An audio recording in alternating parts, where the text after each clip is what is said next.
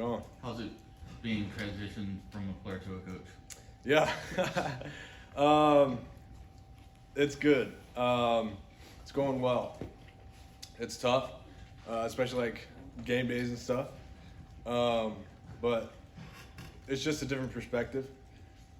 Just helping those guys any way I can, and really just being there for the team. Any questions they have, really just helping them prepare for every opponent each week. That's really my main goal. You came back to make a run. How tough was it to say, hey, I can't do this anymore? Yeah, it was tough. Long nights. It took me probably a few weeks to come to that conclusion that I wasn't going to be able to go. Tried to go in fall camp and stuff, and just wasn't working. So it's tough. I got to talk to Coach Simmons first about it, and our analysts and stuff, and so he really helped me out, put it in perspective for me, and then really talked to the rest of the coaches the next day. So because we talked later that night after practice. So what was it in those few weeks that sort of made you reach that conclusion? just really not being able to play effectively was really what it came down to. Just moving out of my stance and stuff, and really just in that athletic position, just not very effective. And like as an older player, you know like what it's supposed to look like, and it just wasn't at that for me. So I just had to make that decision. Did you know pretty much from the beginning that you wanted to stick around with the team and be a part of this? Yeah, absolutely. I mean, I came back for a 6th year. I didn't come back for no reason. And so really just to help out any way I can is what I'm going to do. So, What's more pressure, playing under center during an SEC game or trying to land a plane? well, it depends on what the weather's like. If you're trying to land a thunderstorm, that's pretty high pressure. Obviously, you don't want to try to get yourself in that situation, but yeah, especially if it's super windy that day. I mean, hey, you always got that go around though, so you can always go around and try it again. So it's really not a one chance kind of thing. So, but yeah, it's pretty similar, I would say. That's what I always say in the interviews for Delta whenever I was doing that. There's a lot of correlation between flying and football, pressure-wise and stuff. So. What was Saturday like for you for that first time, not being able to be out there? It was tough. Like I said, game days are tough. Everybody wants to play on game day, right? And so as someone who did play and knowing that I could have been out there if it weren't for that injury and stuff, it was tough to swallow. But then, you kind of feel like that for a second or two, and then you really just think about how hard the guys in the room have worked, how hard this team's worked, and then really that perspective changes. Like, I'm here to help these guys. So. Nick, how do you think Tate did? I thought Tate did really well for his first start. Tate is going to be just fine. He's a hard worker. He takes a lot of pride in it, and I think he's going to be just fine. You kind of got an older brother feel now, watching him and kind of helping him along. Yeah, that's I don't know, maybe like a father son. That's my son, But no, yeah, me and Tate have a good relationship. I love that guy. Really, ever since he got here, he's been a great kid. Does everything right, and I think he's going to continue that forward. You know how hard it is to play that position move in. How beneficial is having a game under his belt moving into game 2? I think it's big for him. We were playing Mercer, right, and playing San Jose State, and then really the big one is Penn State, and so you got 2 games under your belt, before the big game, and obviously we're just focused on this week, but I think come next week he's going to be really confident going into that game. Nick, what was the support like, I guess, from once it sort of became public, or whenever you decided it was time to share that with your teammates? What was their response to you when you decided to make a decision? It was great. Those guys really, they understood because they know that I tried to push through it, and really that was my main goal, is to try to push through it in fall camp, see what I could do, and if it didn't work, then it didn't work. And everybody knows like that's a hard decision to make. And so those guys, you know, they really rallied around me and really helped me through a hard time. Yeah.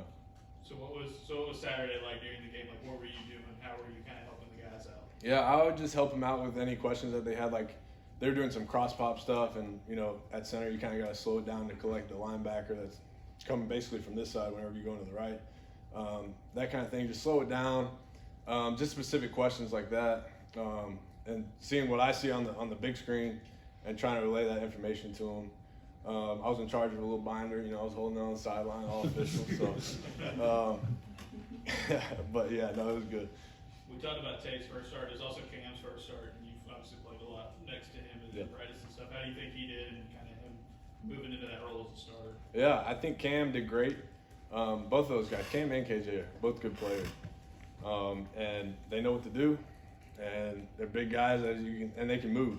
You know what I mean? Cam is fast. He's probably one of the fastest guys on the O-line.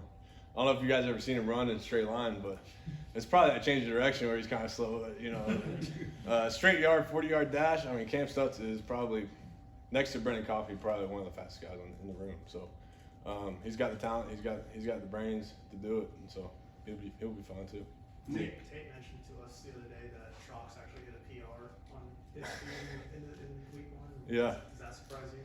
No, it doesn't surprise me. Trox is a fast guy, man.